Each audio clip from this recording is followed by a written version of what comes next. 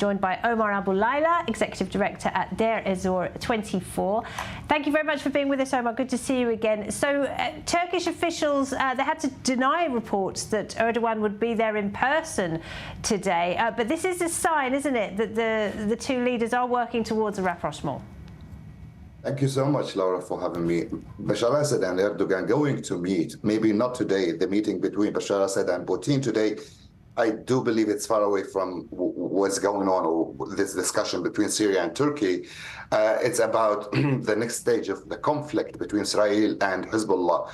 In my observation or my thoughts, I do believe the Russians call Bashar Assad to come to meet him in person from Putin to tell him that you don't do any stupid movement in the next stage of the conflict. If Israel launched a war against Hezbollah, especially now Netanyahu in the United States, and that's like one of the main things that Putin wanted to discuss it with Bashar al-Assad directly. Also, we heard President Erdogan in the past weeks with his foreign minister and other officials, Turkish officials, they said it publicly that we would like to have or to rebuild the relationship between Syria and Turkey as it's before 2011. So we are not surprised if it happens soon, and we expect this will happen.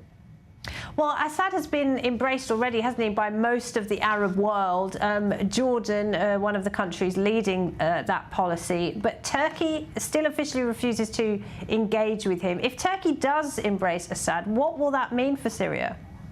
Disaster, to be honest with you. If we talk about one city remain out of Bashar al-Assad control, Idlib, despite it's under the Hayat Tahrir al-Sham control, we talk about millions of civilians who they never agreed to be under Bashar al-Assad control or area. So if Turkey decide to withdraw from Syria, as Bashar al-Assad put one of its conditions or his conditions against Turkey with Turkey, like I would like to meet with Erdogan, but firstly, the Turkish troops should withdraw from the country, then we talk about Idlib. So the Turkish military points will back to Turkey, and then immediately Russia and Assad will launch a huge military operation against Idlib. And we talk about millions of Syrians, they will be in a huge threat or danger because Bashar al-Assad, its next step will be Idlib. This is one of the things. The other thing is also that, like, if Turkey became one of this coalition with Bashar Assad, we talk about Iran, we talk about Bashar Assad, Syria, we talk about Russia,